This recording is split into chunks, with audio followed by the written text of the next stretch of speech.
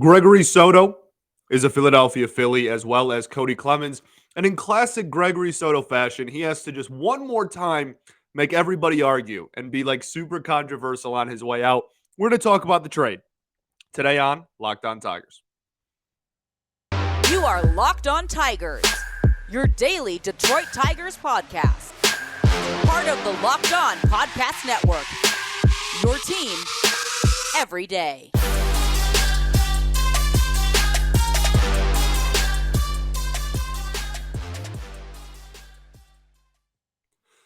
What is up, everybody? Welcome back to another edition of Locked On Tigers. I'm, of course, your host, Scott Bentley. Today is Monday, January 9th, 2023. Thank you for making Locked On Tigers your first listen every single day. Free and available wherever you get your podcasts, including YouTube. Today's episode is brought to you by BetOnline. BetOnline, as you cover this season with more props, odds, and lines than ever before. BetOnline, where the game starts. I've been saying the wrong date for a while. Somebody pointed that out. Thank you. I'm trying. I knew it was going to be a tough transition. I'm probably going to say 2022 a lot more. It's 2023.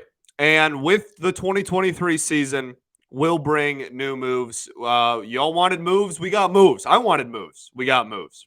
And again, of course, just because Gregory Soto is involved, it's going to be crazy controversial because that's just what he was, really. He was a polarizing figure, and not for anything he did. It wasn't like Gregory Soto is some loud, like super outspoken guy. It's just the type of pitcher he was. Stirred a lot of debate and argument within this fan base. And so the only thing I'm going to say, and we'll break down all the players, we'll break down the return, we'll break down where the roster stands currently. We will cover everything you want to have covered with this trade in this episode, okay? That's just what the whole show is going to be about. I just want to start it off by saying it is possible, and this is the camp I fall in, it is possible to think Gregory Soto is a pretty good pitcher and still think that this is a good return. It is not as black and white as Gregory Soto sucks, so this is good, or Gregory Soto is amazing, so this is terrible. This is good value for what we just gave up. And I think Gregory Soto is a pretty solid pitcher. But this is good value. First and foremost, not foremost. I keep doing that.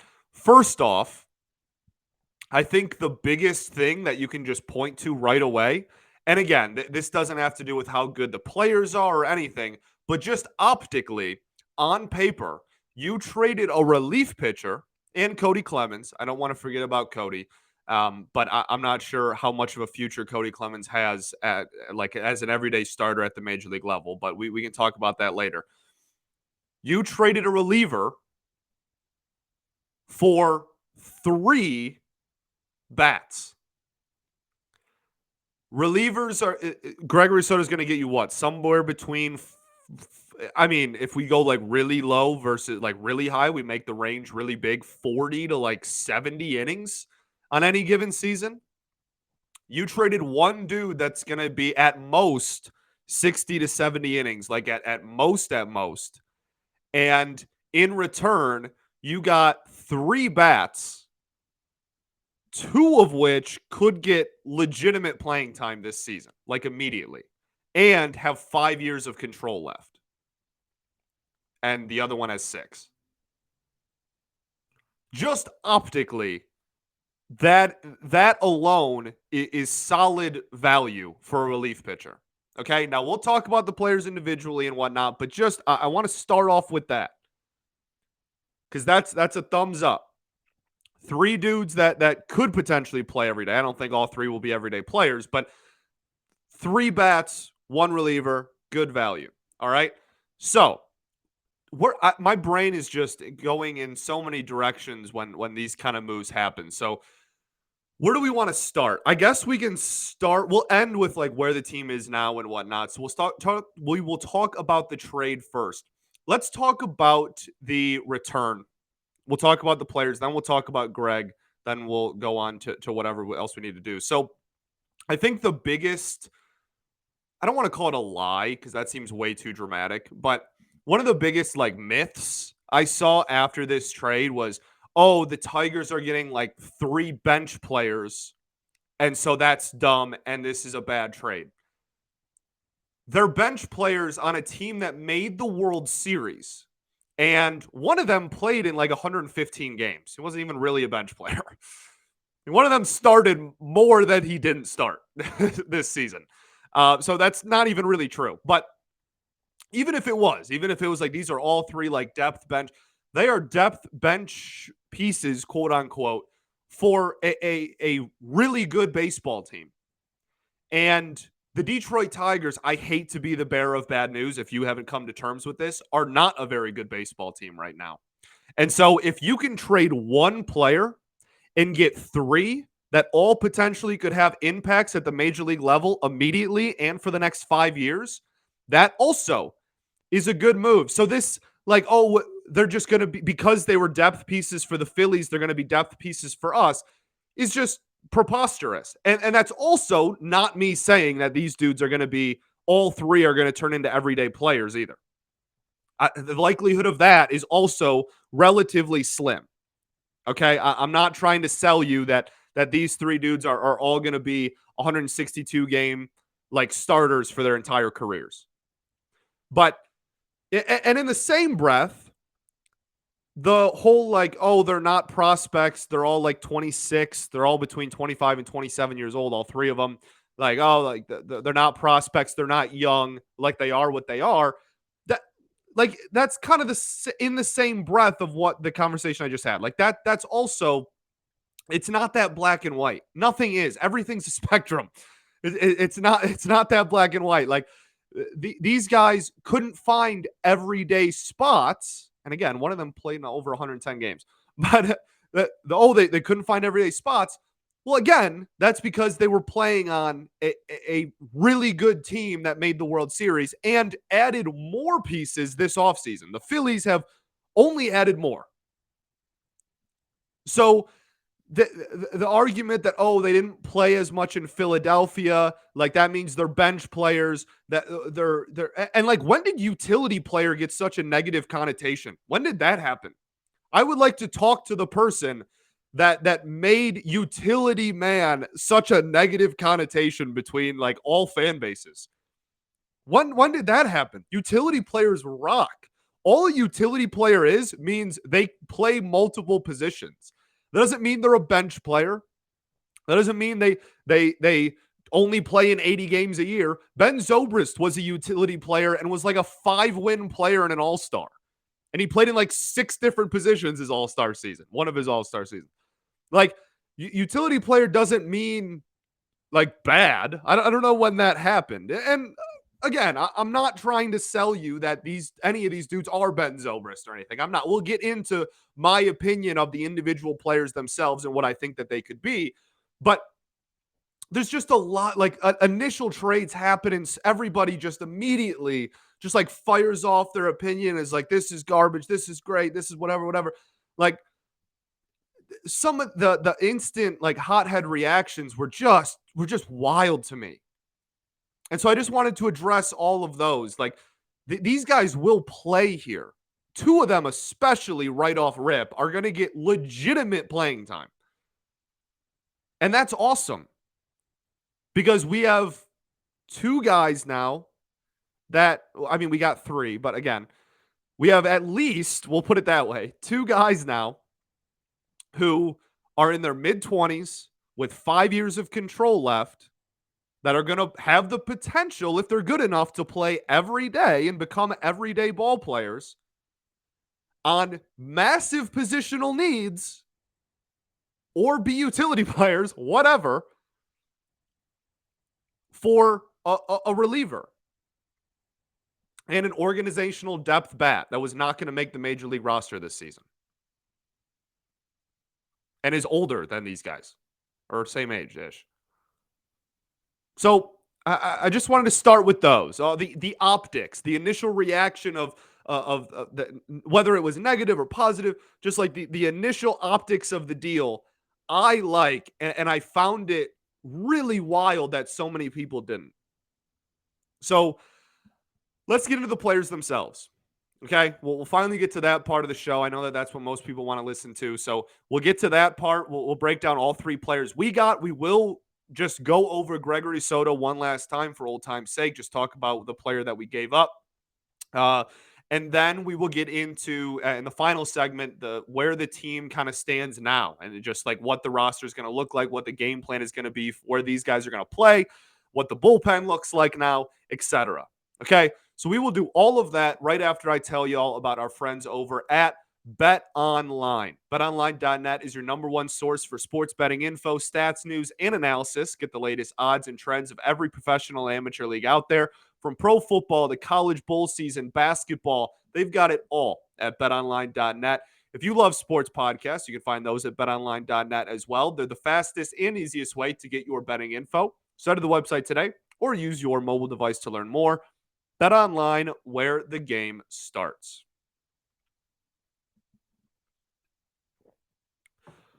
All right, everybody, welcome back here. Segment 2 of Locked On Tigers. Big episode today.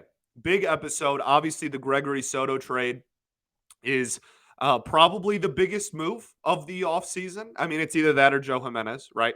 So trading just a polarizing figure like that was always going to be, well, polarizing. And so here we are. Let's talk about the players that we acquired. Again, I don't want to keep saying first off because that doesn't make sense because it's no longer first off. We're 10 minutes into the show. Another thing to point out with the players that we received was that we've been talking about for months, ever since Scott Harris made the comments, that this team wanted to add catching depth. They wanted to add a left-handed hitting infielder and a right-handed hitting outfielder. And they did all three of that by getting rid of Gregory Soto and Kody Clemens. They addressed all three of those in one trade. And so that, again, if you don't like the trade, that's fine. But they are addressing what this team needs, and they are fulfilling their game plan. Time will tell how the game plan works out. Let's talk about these players, finally. I've said it like 8 times. Let's actually do it, okay? First up, we have Matt Vierling. This one's really enticing, and this is the one that I think a lot of people pointed to immediately and were like, this guy is really exciting. In my opinion, Matt is like the prototype of a Comerica Park player. And so hear me out. First off, speed. 97th percentile in sprint speed this season. One of the fastest players in the major leagues last year. Top 3% in speed. Really, really fun off rip, right? 80th percentile arm strength, too. Big outfield in Comerica, obviously. So the ability to have an arm and have speed, intangibles that are great in Comerica. So those are like really easy things to point to and be like, oh, yeah, that makes sense. He's an outfielder primarily, but we'll get into that in a second, too. He's an outfielder, and he's really fast and has a cannon. That's great. Offensively is where I really think this is the Comerica Park prototype. We have to hear all the time about how Comerica Park is super deep, and this team, like, they're robbing players of home runs, et cetera, right? Vierling was in the 24th percentile in barrel percentage. That's in the bottom quarter of baseball. It's not a very eye-popping number. It's not very good. It's in the blue, right? Bottom quarter of the league. However, he was in the 93rd percentile in expected batting average, and that's because he was in the 85th percentile in hard hit percentage. Now, barreling up a ball has a lot to do with not only the exit velocity, but also the launch angle, the horizontal angle, all that kind of good stuff to determine if it's a barrel or not. Whereas hard hit percentage and average exit velocity is just simply how hard you hit the baseball, right? So 86th percentile on average exit velo, 85th in hard hit percentage. And That's for a speedy guy. This has like doubles machine written all over it to me. And that's why this is so exciting. I think this could be a player where if you just teach him to hit line drives, grounders, obviously, big no-no, but when you have speed, you can at least kind of force, the defense to make a mistake, be down infield single, etc., like Prime Ichiro used to do, right? But if you can just get a little bit of elevation, I'm not even asking for barrels necessarily, just get it over the shortstop's head, or I mean, in Comerica, get it over the second baseman's head, and he's on third base. So this is a really exciting profile for me personally, because I just feel like this is exactly the type of player that plays unbelievably well in Comerica Park with Copa as their home field. So that's super exciting. Defensively, he's played majority outfield, but it is worth noting he has experience at first base, he has experience at second base, he has experience at third base, and he has experience at all three outfield positions. And when I say experience, anywhere from a few games played to 500 innings there. But it's also important to note that it is not just like, in single A, he played 3 games at first base. He has major league experience at first base, second base, third base, and all 3 outfield positions. Not necessarily a huge sample size, but 57 innings at first, 19 at second, 42 at third, and well over 100 at all 3 outfield positions. Kind of exciting. It already sounds like they really like his versatility, and he's an athlete, and they're going to play him all over the field. Vierling is 26 years old, was drafted in the 5th round in the 2018 MLB draft. As we stated earlier, has 5 years of control left.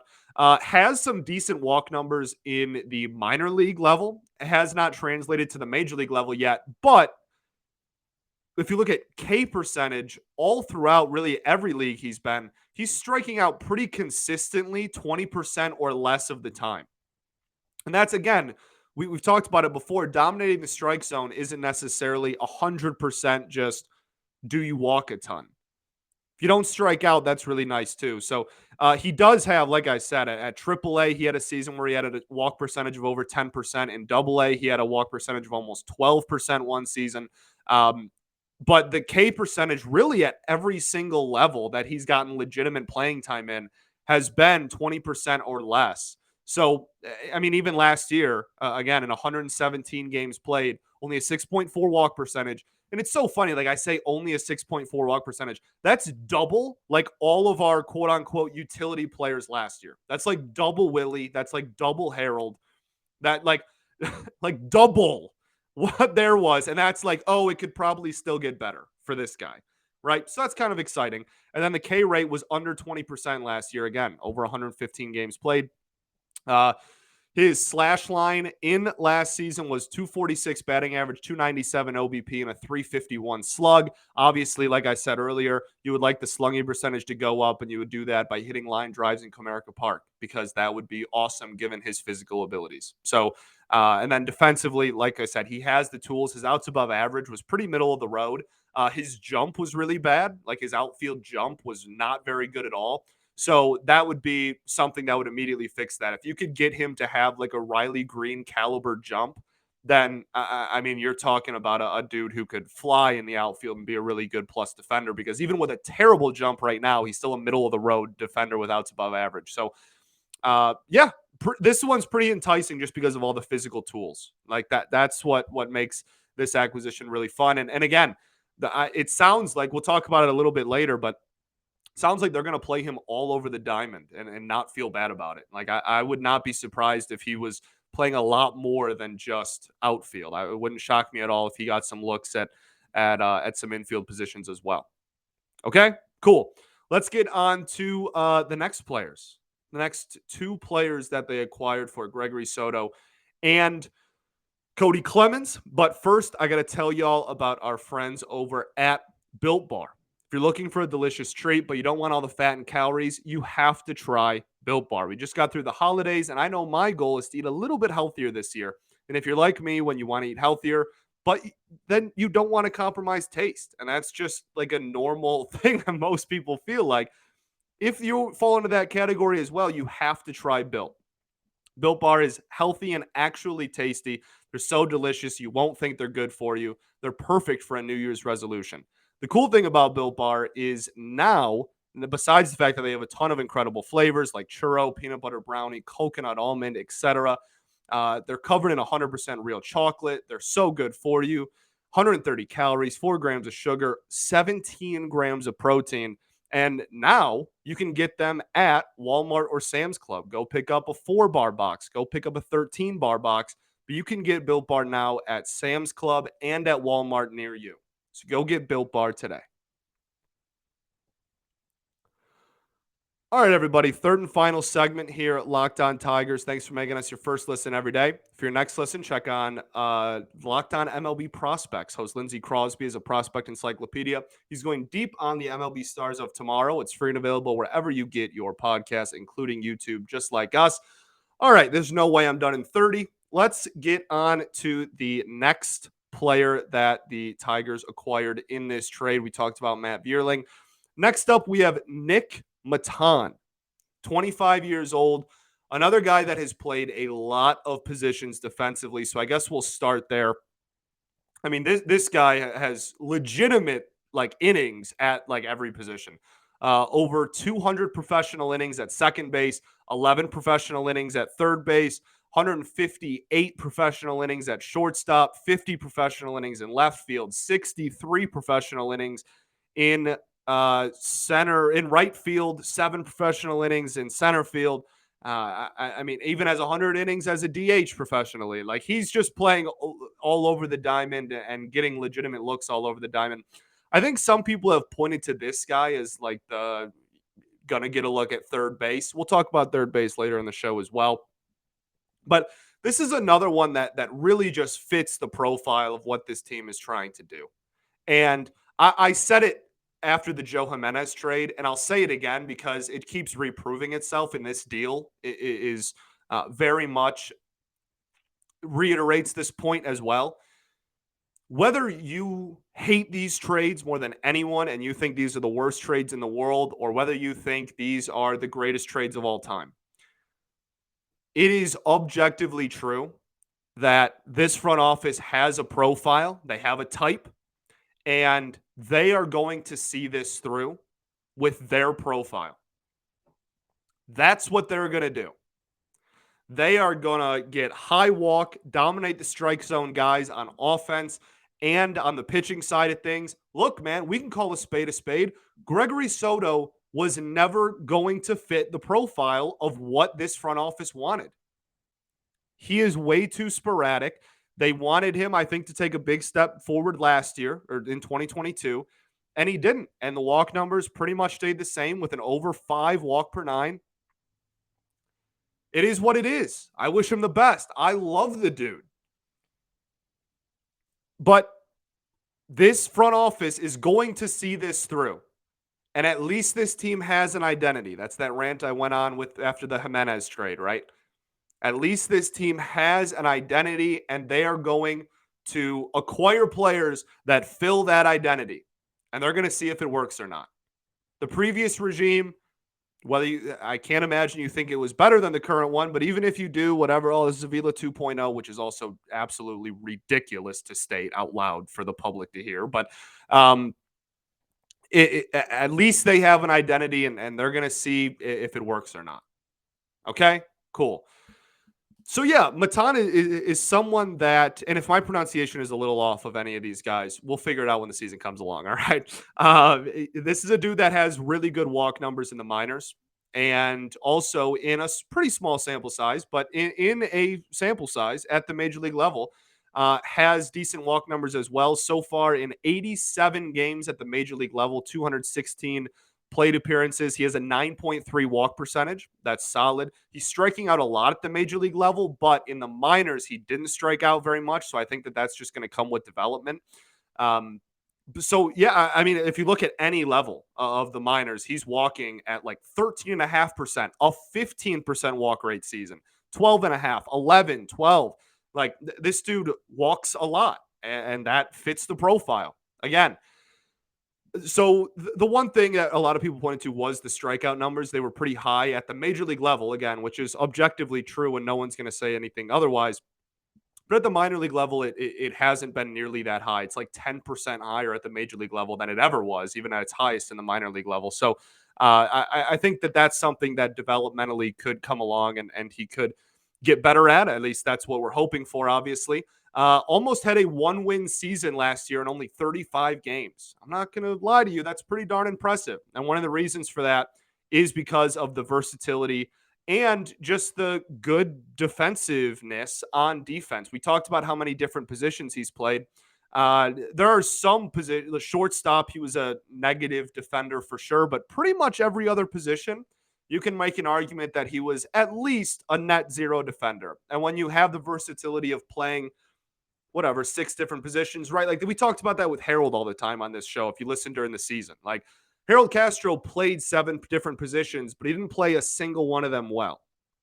This guy plays multiple positions. And again, whether it's a -1, a 0, a +1, whatever, he's around a net zero defender at all of them. In this limited sample size, we don't have advanced defensive metrics for the minor league level. So hopefully with more playing time, we'll get a clearer picture of where he stands defensively, but no like unbelievably terrible numbers so far in his major league career defensively either. And yeah, I mean that's pretty much it. The big conversation comes with where these guys fit into the lineup next. So we'll get into that after we get through all these players. But this is another intriguing like player, and again, like 25 years old, it has 5 years of control left. Like this is 7th round pick in 2017. I think he peaked at the 12th ranked prospect, depending on what site you use, I guess. So maybe that's null, but for MLB.com, he peaked as the just outside a top 10 prospect for the Philadelphia Phillies organization, not in baseball or anything, but in the Philadelphia Phillies organization. So was viewed at decently highly at one point when he still had prospect status, which he obviously does not anymore. So there you go, Nick Maton, another member of your Detroit Tigers. Let's get into the final player in this list, and that is, again, a catcher. Donny Sands, Donny baseball, baby. Donny Sands, catcher for your Detroit Tigers. Now, I almost said for the Philadelphia Phillies, but that's not true. So Sands is a guy that was in the New York Yankees organization for like 6 years and then was finally moved to Philadelphia in 2022. And in the minors, put up solid numbers. And again, shocker, he walks quite a bit. Especially, I mean, again, he only has 3 at-bats at the major league level in his entire career. So he has 4 plate appearances. One of them was a walk. He has 4 plate appearances. So he looks like he played in well, no, it says he appeared in 3 games. So I was going to say he played in 1 game. But regardless, 15.7% walk rate in AAA in 2022, paired with an 18.2% K rate. This is a guy that's almost walking as much as he's striking out in AAA this season. This will be his age 27 season. Appears to be a pretty solid defender. We have yet to see a big sample size at the major league level, but most people say that he has some defensive upside so far in the minors behind the dish. He's also gotten some legitimate innings at DH just because, again, like he's a good OBP guy. He's a good on base percentage guy, and hit a 428 slugging percentage for whatever that's worth in 2022 as well. That's not a low number either, but the on base percentage doing a lot of the heavy lifting in that OPS for sure. So I mean, again, it fits the profile. It makes sense. We talked about catcher earlier. Let's just transition to that. We'll just smoothly transition. If this is a 40-minute episode, I'm really sorry, but I mean, this is like the biggest day of the offseason so far for us. So I'm not too sorry. But so let's talk about where the team stands right now. Let's talk about where these 3 players fit into everything. We'll start with catcher just because we're already on the topic.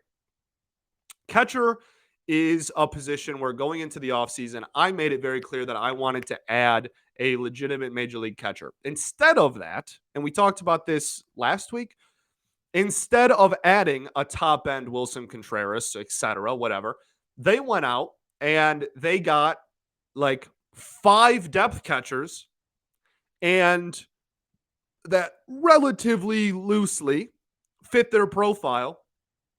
And whether it's previous pedigree, whether they just walk a lot, whether they're good defenders, whatever. And they're just going to see if any of them stick. And I know that that's not like the really attractive answer. And that's not something that everyone's going to like jump for joy and go, oh, fun. But that seems to be the plan at catcher. We're going to head into spring. Eric Haas is going to be 1A.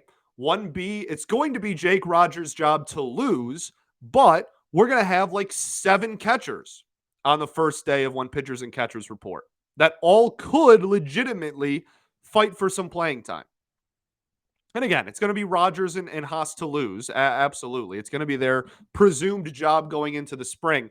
But we've had a lot of catcher injuries over the last couple of years, and catching depth has been needed. So this is good, even regardless of if they really turn into anything or not. Then B, I mean, I've said it a lot, but like this is what good front offices do. Even if it's not really great and you're not super happy about it, depth is important. And the reason that you get a lot of depth, especially young depth that fits your profile, is because then if the opportunity presents itself for any of these dudes in their mid-20s that we have now, Feliciano and now Donny here, like if they get an opportunity, they have the potential to take it and run with it. And then, you're throwing something at a wall and hoping something sticks. Again, I know that's not like a sexy answer. No one wants to hear that, but that's what's happening. The other two is the much more fascinating conversation for sure. I want to start with third base. I am now of the belief that, and this is also not exactly going to make everybody happy, I don't think. I am now of the belief that third base is close to set. And I don't mean that I'm looking at this roster and going, oh, I know exactly who's going to play 162 games at third base this year. I don't think that exists. I don't think Nostradamus could tell you that. But I think that much similar to the conversation we just had with backup catcher is a very similar conversation to what's going to happen at third base. They have a group of guys. They have Henry Malloy. They have Kreidler. They have 2 guys in this trade that both have major league experience at third base, whether it's 5 innings or 500 innings, doesn't matter. They have played third at the major league level. And I already said Kreidler's name. Like you have, I don't want to say a revolving door, but you have a lot of options. That doesn't mean you have answers on January 9th, but you have a lot of potential answers. It's a multiple choice question that you are still thinking of and sweating over on ACT day. Think of it like that, or don't. But seriously, like that's, you have 5 potential options for third. You don't know which one the long-term answer is. And you're going to roll into this season and see which one, again, sticks. And honestly, like I'm not trying to sound like a crazy person. That's like entertaining. And I'm not saying that this team is going to be the most entertaining team in baseball and they're going to be toward the bottom of the standings. I understand that. I'm not, like drinking the Tiger Kool-Aid or anything. But this is it's entertaining to see a bunch of players compete for a position and try and prove themselves. And it's fun to see prospects or young players get opportunities. And again, like just because these guys couldn't find their way onto the lineup of a team that literally made the World Series last year doesn't mean if you turn around, like they're going to have every opportunity in the world now. These guys could both play in over 100 games and have 350 plus plate appearances. And that's good because they've never had that at the major league level. So all of the like, oh, they're bench players, like this sucks. You don't know what they are. No one does. That's why you make this trade. Scott Harris said, quote unquote, calculated risk. That's what this is.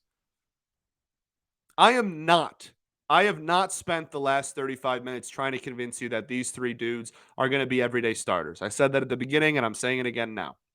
I'm not trying to convince you that these dudes are going to turn into all-stars or like 4 or 5 win players. They might all fizzle out. But this is a trade that I like. And I'm not freaking out and jumping for joy and going, oh my goodness, we fleeced the Phillies, because that's certainly not true. But I like the optics of this deal. I like what it could become. And value-wise, in my head, pretty straightforward. This is good value. Let's talk about the bullpen. Gregory Soto is gone. Joe Jimenez is gone. Michael Fulmer is gone. Andrew Chafin, as it stands right now, is gone. This was, surprisingly, one of the better bullpens in the entire game of baseball last year. And now you have lost 4 of your 5 best relievers going into 2023. That's the big question everybody has. Who's going to be the closer? I think as a society, we need to let go of that. And maybe this is just how I see the game of baseball, and that's not reciprocated by a ton of other people, and that's fine. But it's time that we let go of, like, who's the closer. That's so important. We need to know who the closer specifically is. Alex Lang is going to be, I think, the high leverage reliever, so we'll call it. Alex Lang's going to be the dude that in the highest leverage situation late in the game, or at least going into spring, it's going to be his to lose. We'll put it that way. If he has a really rough spring, then maybe they do kind of a revolving door, a by committee thing. But I think it's time we because the fact of the matter is, the way baseball is played today, the way bullpens are managed today, the closer is becoming more and more archaic. I'm not trying to be dramatic, because saves are important, and closing the door and converting on save opportunities is an important skill, one that Gregory Soto was really good at, by the way, whether you like it or not. But I think that we're going into a day and age of baseball where they're going to look at matchups inning to inning, and they're going to figure out who the high leverage guy is rather than just the closer specifically. And this is not new necessarily. I'm not, like AJ Hinch talked about this last year, and managers have talked about it in the past too. But I think that we're headed more and more that direction. And like the title of like, who is our closer, just like doesn't mean what it used to. Like, no one's going out there and putting up like 60 save seasons anymore. That's just not how the game of baseball is and how bullpens are managed really anymore. Now, if we look at the bullpen, there's only one lefty now. Tyler Alexander. If Joey Wentz is in your bullpen when you're making your, like what's the roster going to look like, then I guess maybe him as well. But the only guaranteed lefty, I guess I should say, in this bullpen at the moment is Tyler Alexander. And so, look, I don't know if that moves the needle of like, hey, we need to really prioritize and bring Andrew Chafin back. And if he does really well, he can then be a trade piece or whatever. But I mean, I don't want to roll into opening day with only one lefty in the entire bullpen. I don't know if you do, but I would rather we brought in another lefty. Again, Joey Wentz, I guess, could be thrown into that ring as well. But like Hill, Brisky, Faedo, I mean, those guys are all righties. Cisnero, Foley, Englert, the Rule 5 guy, Will Vest, Lang, obviously. Okay, it's Tyler Alexander. So that's something that is going to need to be addressed now. I think they will. We talked about a lot that like they weren't done making moves. They were going to make moves. It was going to happen. And they did, and they got everything that they set out at the beginning of the offseason that they wanted to add. And they did it through trade. And again, not trying to sell you that these guys are world beaters.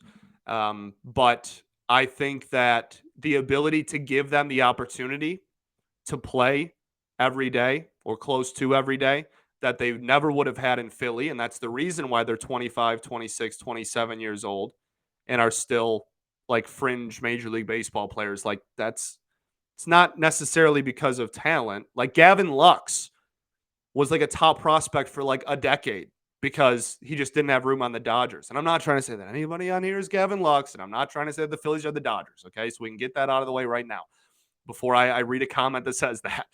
But that happens. If there's not a spot, there's not a spot. So that's something that, again, Scott Harris said earlier in the offseason, one of the best assets this team has is spots on the major league roster to let people play. And this trade to a T exemplifies that point. Okay. Is there anything else? I don't think so. I'm trying to go over my notes and see if there's any more that I wanted to cover. Sorry, my brain was all over the place. I think I articulated everything as well as I wanted to. I guess the last point I have is just this is what this front office, this new front office, thinks about your baseball team. And that might be a harsh way to go out, but they are willing to trade one player for 3, maybe not bats, just to see if they stick. This trade, I think, tells you everything you need to know about what this front office thinks of the organizational depth at the moment, at least at the major league level. We've talked about development in the minors throughout the entire offseason, how it's taken strides, but this front office came in, removed like 16 or 17 players from the 40-man roster, added 5 players to the 40-man from like the protect from the Rule 5 deadline that were in your organization that weren't on the Rule 5. We thought it was going to be like 2.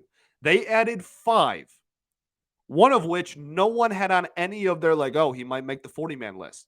Complete surprise. They added 5, and now they're trading their bullpen for young, maybe not bats, and multiple of them in one deal so that they can just get as many young controllable bats as possible. That's the goal. Get as many as they can possibly get their hands on, play them, because that's, again, one thing that we can offer anybody is playing time, and see who sticks and who doesn't. Look, man, I know that some people are really not happy with this. This team is not good.